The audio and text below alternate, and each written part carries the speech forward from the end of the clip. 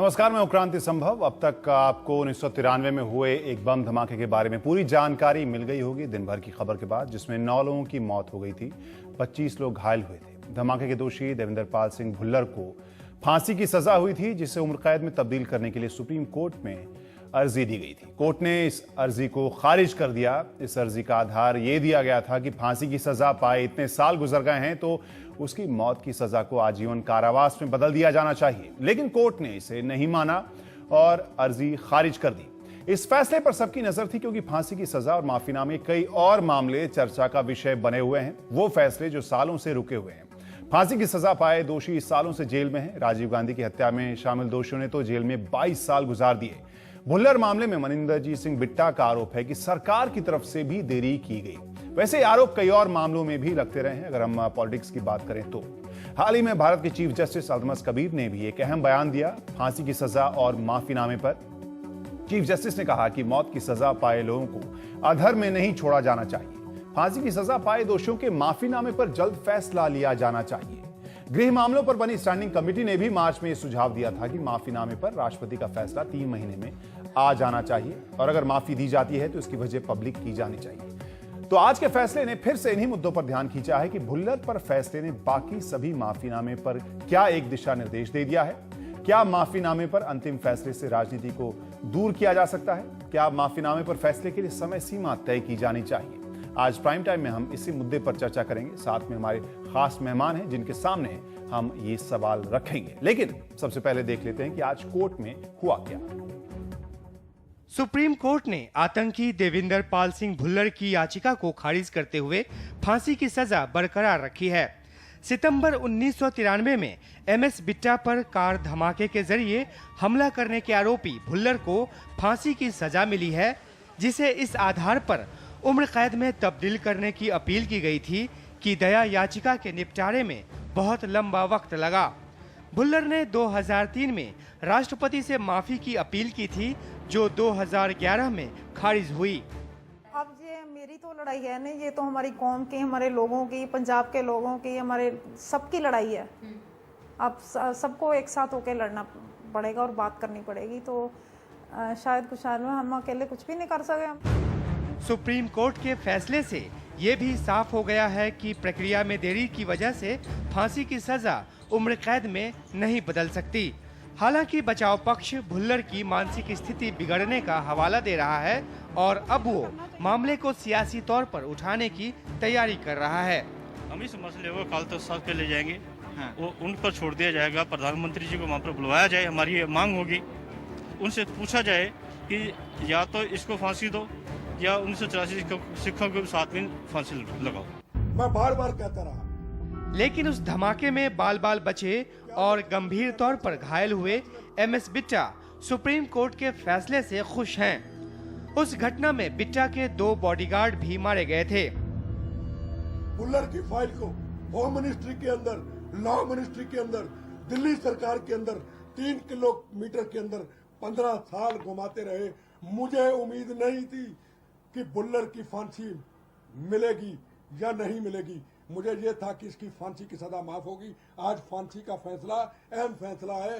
हम supreme court के आगे सिर झुकाते हैं। मैं अपनी पार्टी की लीडरशिप का पीड़ित हूँ। बिट्टा ने गांधी नेहरू परिवार को छोड़कर कई कांग्रेसी नेताओं पर भुल्लर को बचाने का आरोप भी लगाया है, लेकिन कांग्रेस का कहना है कि वो कोर्ट के फैसले का सम्मान करती है।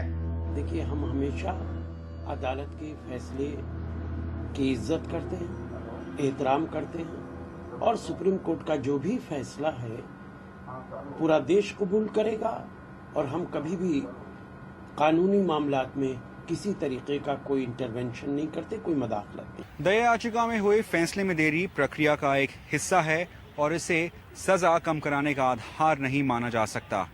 कोर्ट का कुछ ऐसा ही मानना है, एक ऐसा फैसला जिसका असर आगे आने वाले 17 मामलों पर भी पड़ेगा। नई दिल्ली से शरद शर्मा के साथ रजत केन, एनडीटीवी इंडिया।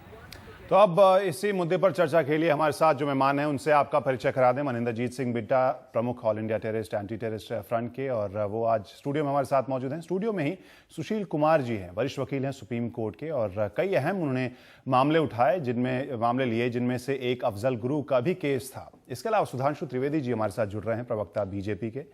कांग्रेसी नेता जगदम्बिका पाल जी हैं हमारे साथ हैं, साथ में कविता श्रीवास्तव भी जुड़ रही है हमारे साथ, सदस्य PUCL। सबसे पहले बिट्टा साहब आपसे हम जानना चाहेंगे, आज का जो फैसला है, आपको लग रहा है कि 93 में जो धमाका हुआ था उसमें जो लोग मारे गए थे, जो घायल हुए थे, उनको इंसाफ की प्रक्रिया और आगे बढ़ी है?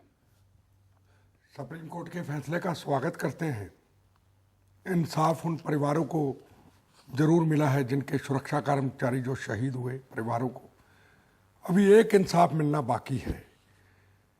अगर ये ब्लास्ट ना होता, अगर सुरक्षा व्यवस्था ठीक होती, अगर 1992 में मेरे ऊपर ब्लास्ट हुआ, 33 लोग मारे गए, 90 जख्मी हुए, जवानों के सिर कट गए, फिर दिल्ली में यूथ कांग्रेस का प्रेसिडेंट बना 1993 में, तो सुरक्षा बढ़ानी चाहिए थी या हटानी चाहिए थी? 15 दिन में सुरक्षा दी, 15 दिन में हटा दी।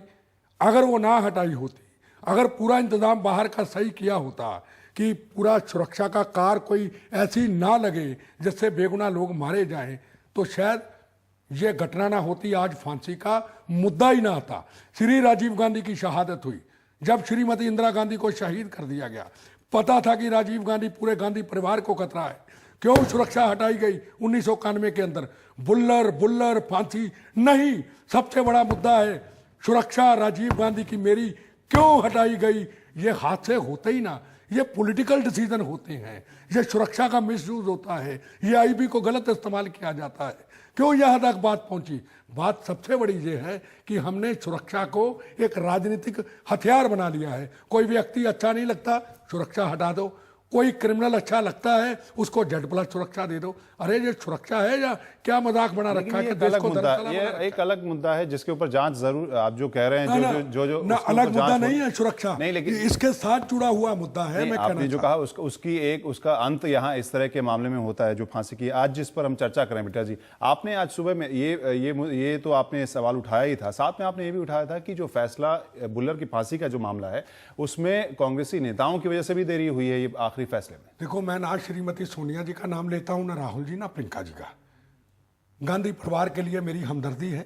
हमने इंदिरा जी और राजीव जी के सपनों को पूरा करने के लिए आज भी आंदोलन में चले हैं, चाहे उसमें अकेले रह गए, पार्टी को मैंने नहीं छोड़ा है। पर जिन मेरे नेताओं ने मुझे बगैर वजह से परेशान किया है, कभी सुरक्षा हटाओ, कभी कपिल सिब्बल सुप्रीम कोर्ट में पेश होते हैं, कभी उसकी फाइल को बार बार कभी होम मिनिस्ट्री, लॉ मिनिस्ट्री के अंदर दबा दिया जाता है, कभी बुल्लर को मेंटली करार दिया जाता है।